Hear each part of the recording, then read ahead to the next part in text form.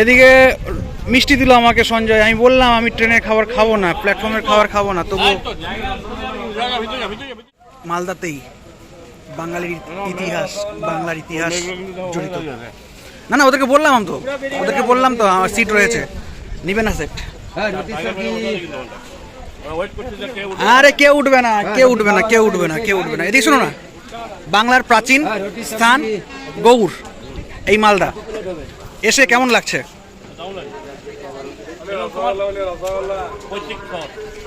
একদম আমাদের মাটির ইতিহাস, বাংলার মাটির ইতিহাস, বাঙালির মাটির ইতিহাস।